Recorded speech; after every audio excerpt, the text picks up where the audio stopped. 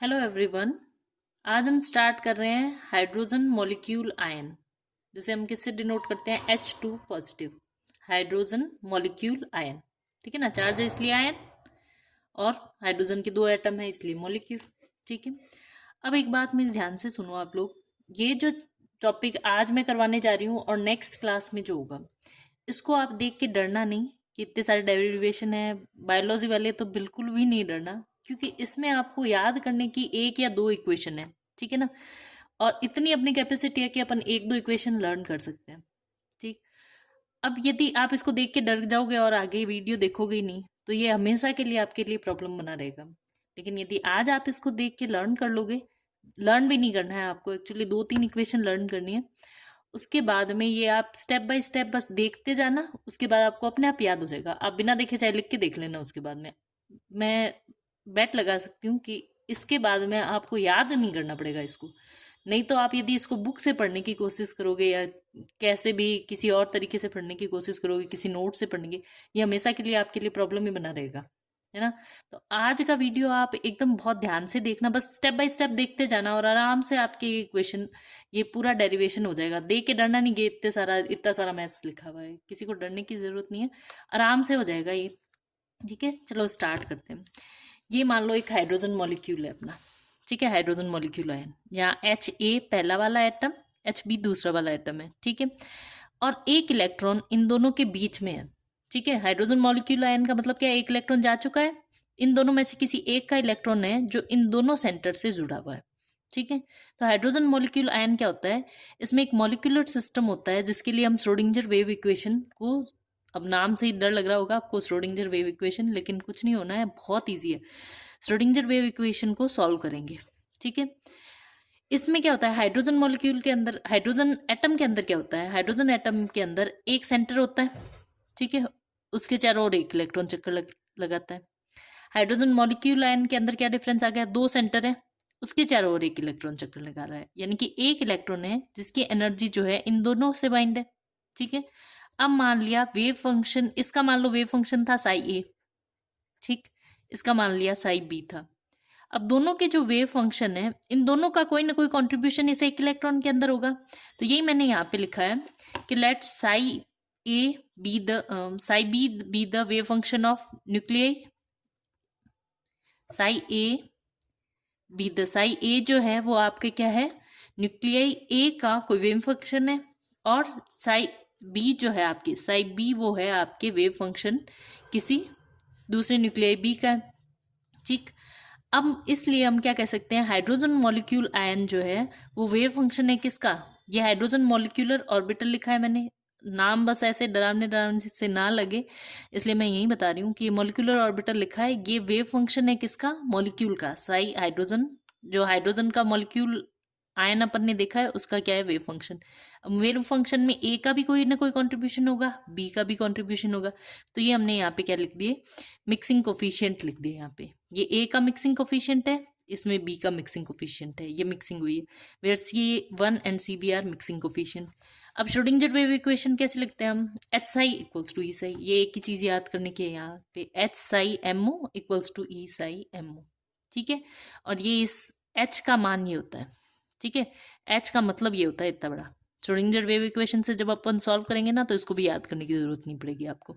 ठीक है, लेकिन अभी के लिए देख लो, नोट्स में कहीं डाल लो कि -h² / 8 π² m del square minus e⁻12 minus e⁻12 plus e⁻12 ठीक है, आर ए क्या है, एच ए से इलेक्ट्रॉन की दूरी, और आर बी क्या है, एच बी से इलेक्ट्रॉन की डिस्टेंस, और एच ए बी की इंटरन्यूक्लियर डिस्टेंस है, उसको हमने कैपिटल आर से डिनोट किया। हो गया क्लियर इतना।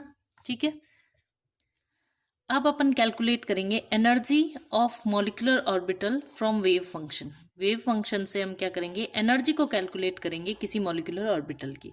ठीक है, एनर्जी कैलकुलेट करने के लिए अभी हमने एक फॉर्मूला देखा था, ई साई या H psi equals to E psi लिख दो, या E psi equals to H psi लिख दो, यही तो देखा था। ये छोटा सा फॉर्मूला है, ये तो याद हो ही जाएगा सब। ठीक है, ये मैंने याद करने को आपको बोला है कि एक फॉर्मूला याद करना है आपको। ठीक, तो एच साई बराबर ई साई, तो ई बराबर क्या हो जाएगा, एच साई अपॉन साई। ठीक है, अब चूंकि हम मॉलिक्यूलर ऑर्बिटल की बात कर रहे हैं, मॉलिक्यूलर ऑर्बिटल के लिए एच साई का मतलब क्या होता है, Sai molecular orbital, H Sai molecular orbital, D lambda, इसको हमने इंटीग्रेट कर दिया। ठीक, मैंने क्या किया, एक क्या होता है जब इंटीग्रेट करते हैं हम इसको, इसका वेव फॉर्म एनर्जी निकालनी होती है तो हम क्या करते हैं, इसी तरह से निकालेंगे, E equals to H psi upon psi. और एच साई का मतलब क्या हो गया, psi M O H, integration of psi M O H, psi M O, M O मतलब molecular orbital, into d lambda, upon में क्या आ गया, psi M O d lambda. यहाँ बीच में एच नहीं है, बस एक ही इक्वेशन को ऊपर और नीचे सेम लिखना है, इसमें बीच में एच आएगा क्योंकि एच था और यहाँ पे एच नहीं था तो इसलिए एच। ठीक है, और ये वास्तव में है क्या, कुछ नहीं है, नॉर्मलाइजेशन की कंडीशन में इसका मान बनाना है। ठीक है, तो इसका टेंशन मत लो आप। अब अपन ने साई एमओ का मान यहाँ पे देखा था, क्या देखा था, C1 coefficient into psi A, C2 coefficient into psi B, ये देखा था हमने यहाँ पे, ये देखो, ये देखा था, C1 into psi A plus C2 into psi B, ये यहाँ पे मैंने वैल्यू पुट कर दी।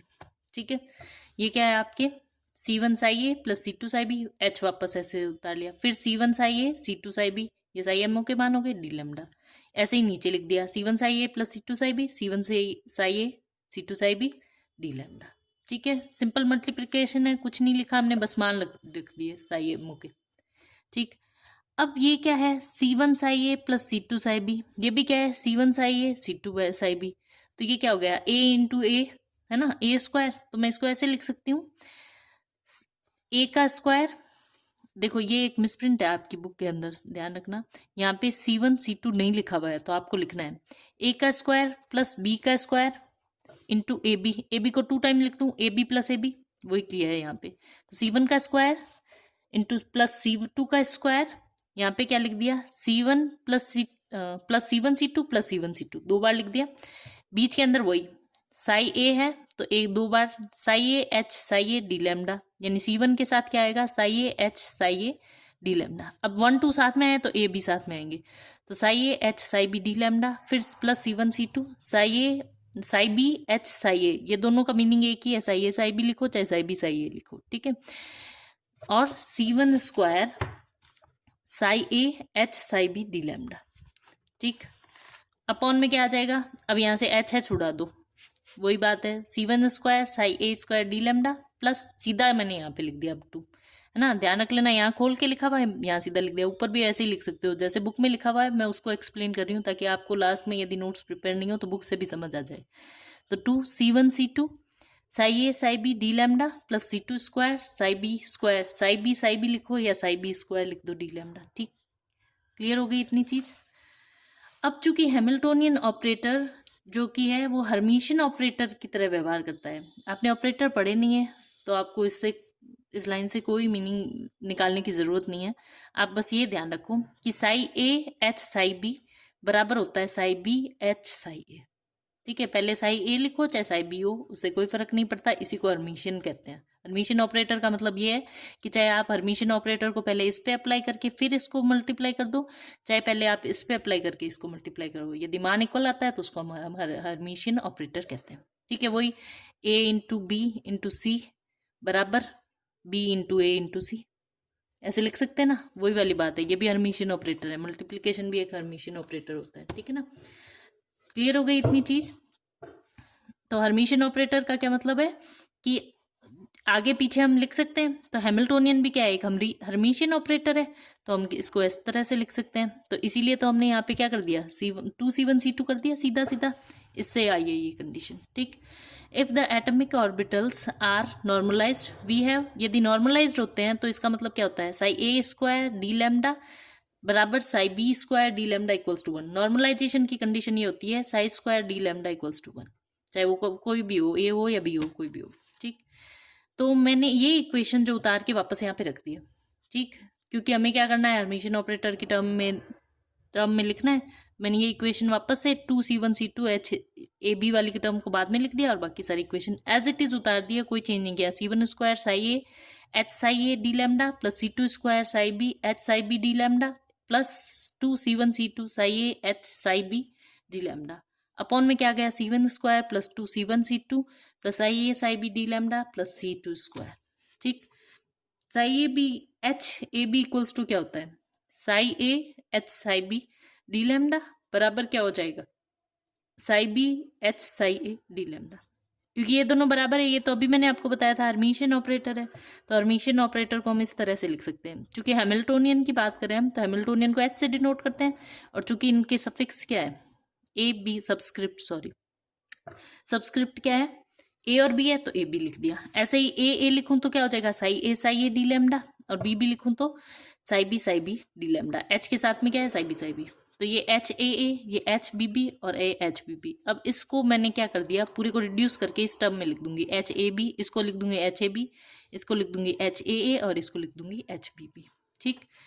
और इसी तरह यदि मैं यहाँ पे एच नहीं है तो उसको क्या लिखूंगी, उसको लिखने के लिए मान तो 1 ही आना है, पर मैंने इसको एस ए बी लिख दिया। ठीक है, कहीं पे एस ए बी लिखे ना तो उसका मतलब यही होता है कि 1 है वहां पे। ठीक, ध्यान रख लेना, जब क्या हो ए और बी बराबर हो, ये ध्यान रख लेना। साई फंक्शन वेव फंक्शन बराबर होने चाहिए, ऐसे नहीं कहीं बी लगा दो। ठीक, तो ई की इसको रिड्यूस करके मैंने क्या लिख दिया, इसको रिड्यूस मान लो चाहे इसको रिड्यूस मान लो, ये वाली जो दो इक्वेशन है ना, इनको रिड्यूस करके मैं एच ए एच बी की टर्म में लिख रही हूँ, ताकि इतना कंफ्यूजन नहीं हो आपको। ठीक, अब क्या हो जाएगा, E equals to C1 square H A plus 2 C1 C2 H A B plus C2 square H A B, upon में क्या गया, C1 square plus C2 square plus 2 C1 C2 S A B. ठीक, इसी तरह H A और H B बराबर है, क्योंकि ये कुलाम इंटीग्रल है।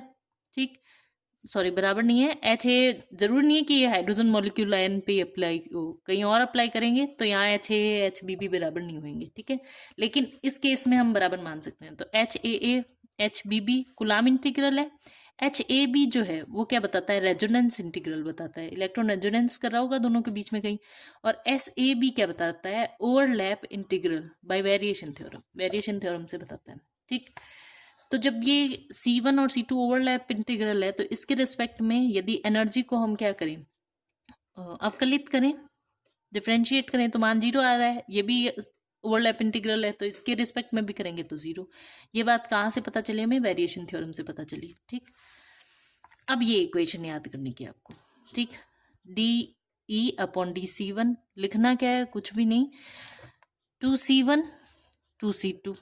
ठीक, H A minus E H A B minus E S A B, समझ में आ रहा है। यहाँ पे क्या कर लिया मैंने, एच ए माइनस ई, यहाँ H A B minus E S A B. ये वेरिएशन थ्योरम से है, ये इस इक्वेशन को आपको लर्न करना है, कोई तरीका नहीं है इसका मेरे पास, क्योंकि वेरिएशन थ्योरम नहीं करवा सकती, आपके BSc के कोर्स में नहीं है। ठीक है ना, C1 square plus C1 C2 S A B plus C2 square, ऐसे भी तो 1 ही है, यदि लिखो तो ठीक, नहीं लिखो तो छोड़ दो, लेकिन यहाँ पे चूंकि आपकी बुक्स के अंदर लिखा है तो आपको लिखना ही है। वैसे ही यदि ये किसके रिस्पेक्ट में किया, C1 की रिस्पेक्ट में, ये C2 की रिस्पेक्ट में करेंगे तो मान तो 0 ही आना है। ये हमने यहाँ पे देख ही लिया कि यहाँ पे मान C1 से के रिस्पेक्ट में करो या C2 के रिस्पेक्ट में करो, 0 ही आना है। तो 2C1 equals to 2C1 into यहाँ मैंने क्या लिखा, एच ए माइनस ई, और यहाँ क्या लिखा, H A B minus E S A B. तो ये वाली टर्म मैंने पहले लिख दी, H A B minus S A B, E लिखो या ई एस ए बी लिखो, एक ही बात है। और ये वाली टर्म है वो उठा के C2 के साथ रख दी, तो 2C2 प्लस C2 क्या आ जाएगा यहाँ पे, एच ए की जगह चूंकि बी की बात करें तो H B minus E upon क्या गया, ये वाली term as it is C1 square plus C1 C2 S A B plus C2 square.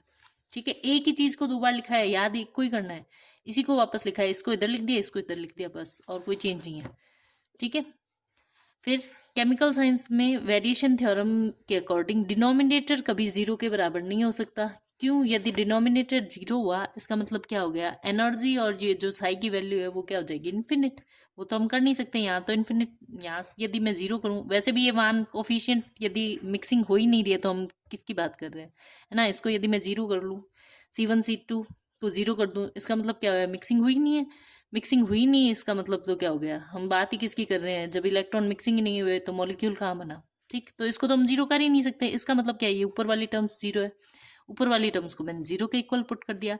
तो C1 H A minus E plus C2 H A B minus E S A B, ऐसे ही C1 अब ये वाली इधर आ जाएगी, H A B as it is minus E S A B minus E S A B as it is plus C2, C1 के नीचे C1 है, C2 के नीचे ये वाली टर्म उठ के इधर चली जाएगी, एच ए बी, ये ए था, ये बी हो गया, माइनस ई इक्वल्स टू 0। आप चाहे ये वाला लर्न नहीं करना चाहो ना, ये वाली इक्वेशन यहाँ से आप नहीं हो रही हो आपके ज़्यादा लर्न, तो ये वाली सीधी याद कर लेना है। इसको आप इक्वेशन नंबर मान लो, वेरिएशन थ्योरम चाहिए तो इसलिए वी डाल दिया इसका मैंने, ठीक, याद भी रह जाएगी आपको।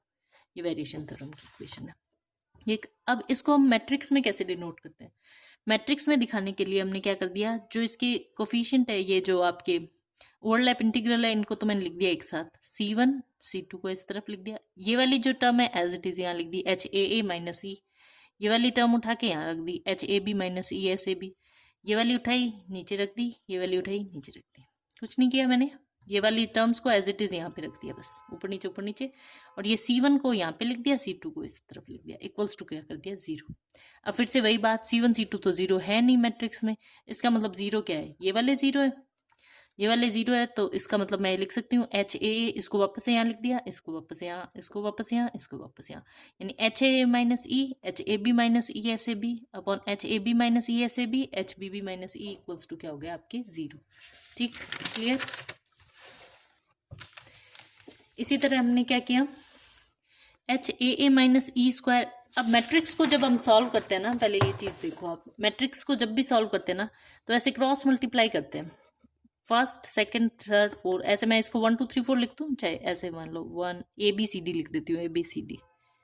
तो इसको सॉल्व करते हैं ना, ABCD इक्वल्स टू 0 इस तरह से, तो इसको सॉल्व करते हैं तो हमारे पास में होता है ये D है, तो AD का square minus sorry A into D, ये क्रॉस मल्टीप्लीकेशन किया और इधर ये मल्टीप्लाई माइनस क्या कर देंगे CB इक्वल्स टू क्या कर देंगे 0। ठीक, ये मल्टीप्लाई किया, ये मल्टीप्लाई किया, माइनस कर दिया, बस। तो अब यहाँ क्या हो जाएगा, HAA minus E into HBB minus E minus ये वाली टर्म इंटू ये वाली टर्म। ठीक, तो मैं इसको ऐसे लिख सकती हूँ।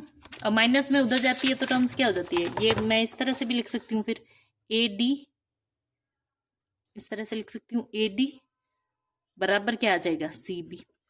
समझ में आ गया, इस टर्म की मल्टीप्लिकेशन के बराबर ये वाली मल्टीप्लिकेशन होगी यदि इक्वल्स टू 0 है। तो मैंने यही किया है, HAA minus E square, AA बराबर BB मान लिया मैंने, ठीक, क्योंकि हाइड्रोजन मॉलिक्यूल आयन की बात कर रहे हैं। तो HAA minus E square equals to क्या हो गया, HAB माइनस ESAB स्क्वायर। जब स्क्वायर को दोनों के हटाएंगे, दोनों का रूट ले लेंगे, तो यहाँ पे क्या आ जाएगा, प्लस माइनस आ जाएगा।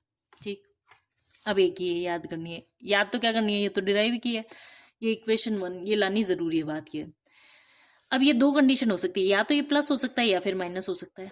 अब ये ध्यान रखना, जब इसमें माइनस चिन्ह लेंगे तो यहाँ पे सिमेट्रिकल आएगा, ये ध्यान रखना। तो क्योंकि अंदर में पहले से माइनस है, तो माइनस माइनस माइनस करके क्या हो जाएगा, सिमेट्रिकल हो जाएगा। तो ई सिमेट्रिकल, इसको ई पॉजिटिव से डिनोट करते हैं क्योंकि ओवरऑल पॉजिटिव आनी वैल्यू, या E1 से भी डिनोट करते हैं। तो इसका मान क्या हो जाएगा, HAA plus HAB, AA plus HAB upon 1 plus SAB। ठीक है, इसको याद नहीं करना है, इसको मैं बताती हूँ कैसे आया आपके। ठीक है, ये इस तरह से आया, मैंने लिख दिया HAA minus E equals to minus HAB plus ESAB। ठीक, इसको सॉल्व करूँगी मैं, यदि ये HAB को तो इधर ले जाती हूँ, ये माइनस का इधर जाके प्लस में, ये माइनस इधर जाके प्लस में, तो ये क्या बन जाएगा, HAA plus HAB equals to ESAB plus E, इसमें से E कॉमन आ जाएगा, तो क्या आ जाएगा, ESAB plus 1 HAA plus HAB। ठीक, तो E की वैल्यू निकालनी है, E इक्वल्स टू क्या आ जाएगा, HAA प्लस HAB अपॉन में क्या आ गया 1 प्लस SAB। ठीक, ये तो मैंने निकाल ली E पॉजिटिव की वैल्यू, क्योंकि सारे मान पॉजिटिव आए हैं, ये आ गई पॉजिटिव की वैल्यू। इसी तरह इसकी नेगेटिव की भी वैल्यू आ जाएगी, जिसमें दोनों क्या आ जाएंगे, नेगेटिव। ठीक, ये हो गया आपके क्या, एनर्जी की वैल्यू कैलकुलेट कर ली। अब करते हैं वेव फंक्शन को calculate, molecular orbital of wave function. ठीक, अब इसको लर्न करने के लिए इसको भी देख के डरने की ज़रूरत नहीं है, यही इक्वेशन वापस से लिखी है मैंने यहाँ पे, ये जो गोले गोले में डाली हुई है ना मैंने इक्वेशन, ये वेरिएशन थ्योरम वाली, इस इक्वेशन को वापस से लिख दिया और कुछ नहीं किया मैंने। ये लो, ये वापस से इक्वेशन को लिख दिया, C1 HAA minus E plus C2 HAB minus ESAB equals to हो गया 0। फॉर E1 के लिए मैं क्या लिख सकती हूँ, इसको C1 HAA minus E1, E को मैंने बस E1 लिख दिया और कुछ नहीं किया मैंने इसमें चेंज। फिर C2 HAB minus E1 SAB equals to आ गया 0। इसी को इक्वेशन को मैंने वापस लिखा है, कोई चेंज नहीं किया। अब एक ये इक्वेशन ध्यान रखना आप, ये भी डिराइव हुई है, मैं आपको बता देती हूँ कैसे हुई है ना, इसी इक्वेशन से हुई है। ये इक्वेशन मैंने वापस लिख दी, वापस C1 HAA minus E equals to क्या आ जाएगा, मैं एच ए को यदि लिखूँ तो क्या आ जाएगा, C1 इंटू ब्रैकेट में क्या आ जाएगा, 1 plus SAB E1 minus HAB minus E1। ये इक्वेशन मैंने यहाँ पे लिखी है ना, यहाँ पे। अब ये कैसे है इक्वेशन में बताती हूँ। HAA बराबर क्या है, E1, ये था ही HAA जो था वो किसके बराबर था, ये यहाँ पे देखो HA माइनस E, ये देखो HA minus E minus HAB plus ESAB, ये तो हमने लिखी थी इक्वेशन, ये तो समझ आई हुई है आपको कहाँ से आई। तो HA बराबर क्या गया, मैं इसको दूसरी तरफ ले जाऊँ तो प्लस में कन्वर्ट कर सकती हूँ, तो प्लस E1, बाकी इक्वेशन एज इट इज। फिर मैंने क्या कर लिया, इसमें से E1 को कॉमन ले लिया, तो 1 plus SAB minus HAB minus E1। अब आप बोलोगे कि इतना सारा मैम करवा रहे हो कैसे याद रहेगा, याद करना ही नहीं है इसको, आप भले भूल जाना, बस बता रही हूँ कि बुक में ऐसे लिखा हुआ है आपको कंफ्यूज करने के लिए, और कुछ नहीं करना है इस इक्वेशन का, कुछ नहीं करना आपको ये पता होना चाहिए C1 माइनस C2 बराबर 0 होता है। तो C1 माइनस C2 बराबर 0 है, तो C1 बराबर क्या हो सकता है, प्लस माइनस C2 हो सकता है। कभी ये प्लस हो सकता है और ये माइनस हो सकता है, मतलब या तो दोनों माइनस हो सकते हैं या दोनों प्लस हो सकते हैं, ठीक है। और यदि मैं स्क्वायर करके इनका वापस से रूट लूँ तो प्लस माइनस आ जाएगा, ठीक। कुछ नहीं है, बस इतना याद करना है आपको, C1 बराबर C2, कुछ ही नहीं है इसमें, ठीक। Wave function related to E1 और E2, यदि मैं साई 1 लिखूं तो C1 बराबर क्या हो जाएगा, साई AB को ऐड कर दिया और साई AB को सब्सट्रैक्ट कर दिया, तो ये क्या आ जाएगा, C1 की साई 2 की, ये C2 है, ठीक। ये कहाँ से आया है, नॉर्मलाइज की कंडीशन लगेगी इसमें। नॉर्मलाइजेशन की कंडीशन क्या होती है, psi square d tau equals to 1। कहीं कहीं ऐसे लिखा होता है नॉर्मलाइजेशन की कंडीशन, इसका मतलब यही होता है कि साई स्क्वायर, सीधा साइड नहीं लिख सकते। अब जैसे ये वेव फंक्शन है मान लो, अब यदि मुझे बताना है वेव फंक्शन 3D के अंदर होती है, मैं इसको और इसको मान लो साई मान रही हूँ, तो इसका भी मान साई है, इसका भी मान साई है, पर एक को हम ऐसे कॉम्प्लेक्स कॉन्जुगेट के रूप में लिखते हैं ना, वही वाली बात है कि साई स्क्वायर डी टाउ लिख दिया यहाँ पे, ठीक है। साई स्क्वायर डी टाउ को इस तरह से लिख सकते हैं। अब देखो ये ध्यान रखो, अब मैंने क्या किया, साई 1 साई 2, ये मान लो C1 वाली टर्म ली मैंने, ठीक है। तो C1 साई इसी को अंदर मल्टीप्लाई कर दिया, या C2 वाला वेव फंक्शन ले लिया मॉलिक्यूलर ऑर्बिटल वाला, तो क्या आ जाएगा, C1 psi plus C2 psi B का whole square d lambda equals to 1। अब इसको किसी के स्क्वायर को खोलते हैं तो क्या करते हैं, A का स्क्वायर प्लस B का स्क्वायर प्लस 2AB, बस वही कर दिया। C1 का square psi square d lambda plus C2 square psi B square d lambda plus 2 C1 C2 psi psi B d lambda equals to 1, ठीक है। C1 square plus C2 square plus 2 C1 C2 SAB equals to क्या आ गया, 1। C1 equals to क्या आ गया आपके, 1/2 plus 2 SAB, ठीक है। और ये आ गया आपके C1 का मान और C2 का मान, कुछ नहीं लर्न करना है। C1 square plus C2 square plus 2 C1 C2 SAB equals to 1 होता है, और C1 का मान क्या है, ये 1/√2 2 प्लस 2 SAB। C2 का मान क्या होता है, 1/√2 माइनस 2 SAB। एक को याद कर लो, बीच में माइनस का चिन्ह लगा दो, बस हो गया। अब साई 1 की वैल्यू निकालनी है, अब अपने को सिर्फ ये थोड़ी निकालने थे, मिक्सिंग इंटीग्रल थोड़ी निकालने थे, अपने को तो वेव फंक्शन निकालना है। तो wave function psi S equals to क्या हो जाएगा, साई A साई B /√2, ये वाली वैल्यू लिख दी C1 की, यहाँ पे लिख दी C2 की वैल्यू, बस हो गया। ऐसे ही साई 2 की वैल्यू यदि ये आ गई तो यहाँ E2 की वैल्यू लिख दी, ठीक है। अब इस एनर्जी कैलकुलेट में माइनस वाली टर्म जो होगी एसिमेट्रिकल और प्लस वाली जो होगी वो सिमेट्रिकल, बस इतना ही लर्न करना था। यहाँ E1 E2 की वैल्यूज लिख लेनी है, ठीक है। नेक्स्ट है आपकी electron charge density in molecular orbital. Electron charge density in molecular orbital को किस तरह से कैलकुलेट करते हैं, चार्ज डेंसिटी को आप कैसे कैलकुलेट करते हो, क्या कहते हो आप, ऑर्बिटल किसको कहते हो, साई स्क्वायर को कहते हो। तो साई 1 स्क्वायर बराबर साई 1 की वैल्यू लिख दी, उसका स्क्वायर लिख दिया। ये साई 1 की वैल्यू कैलकुलेट की थी हमने यहाँ पे, ये साई 1 है हमारा, ये साई 2 है, तो साई 1 के लिए साई 1 स्क्वायर हो जाएगा, साई 2 के लिए इसका स्क्वायर लिख दूंगी, बस मैंने यही किया है, इसके अंदर स्क्वायर कर दिया, इसका स्क्वायर कर दिया, साई 1 का स्क्वायर लिख दिया, वैल्यू पुट कर दी, साई 2 में साई 2 का की वैल्यू पुट कर दी। अब चूंकि स्क्वायर के अंदर लिखा है तो मैं इसको इस तरह से लिख सकती हूँ, स्क्वायर के अंदर दोनों का स्क्वायर यदि हटाऊं तो क्या आ जाएगा यहाँ पे, psi psi B psi A psi B, ठीक है। और सॉरी साइड टू ये स्क्वायर की वैल्यू यदि मैं इस तरह से लिखना चाहूँ कि इसका स्क्वायर करूँ तो क्या आ जाएगा, ये स्क्वायर का फॉर्म हटा दिया मैंने, यहाँ पे इसका स्क्वायर कराया तो अंडर रूट भी हट गया, ये अपॉन में है तो ऊपर पावर क्या आ गई -1 में, बस इसी को लिख दिया ऊपर -1 में और इसको खोल के लिख दिया a का स्क्वायर प्लस b का स्क्वायर प्लस 2ab। ठीक, इसी तरह इसमें कर दिया, ये जो है इसको ऊपर लिख दिया, ये -1 पावर लिख दी, a का स्क्वायर प्लस b का स्क्वायर -2ab।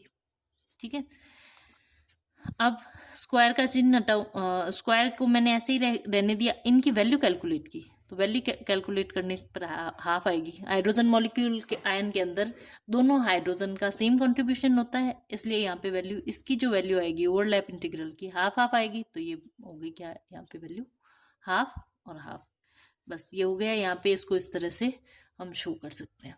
ये हो गया आपके कंप्लीट, ये है हाइड्रोजन मॉलिक्यूल आयन। अब इसको देख के डरना नहीं, आप एक बार लिख के देखना, आप अपने हाथ से लिखोगे ना आपको एक उसी के साथ ही लर्न हो जाएगा। और ये इतनी बड़ी क्लास हो गई है कि मैं इसको 3 क्लासेस के अंदर स्प्लिट कर रही हूँ, मुझे पता नहीं था कि ये इतनी बड़ी हो जाएगी क्लास।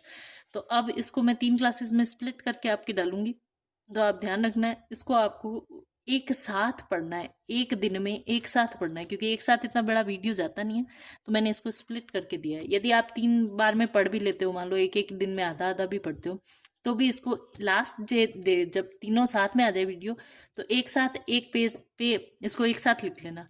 उसके बाद में आपको इसको कभी याद करने की ज़रूरत नहीं पड़ेगी, इवन देखने की भी ज़रूरत नहीं है, और ये फ्री के मार्क्स है आपके। एक बार लिख के देखना आप, चाहे बोलने से, मुझे मेरे बोलने से आपको ऐसे वैसे लग रहा हो कि या कैसे इतना सारा मैथ्स है, कुछ नहीं है इसके अंदर, आप एक बार लिख के देखना आपको याद आ जाएगा। ठीक है, हैप्पी लर्निंग।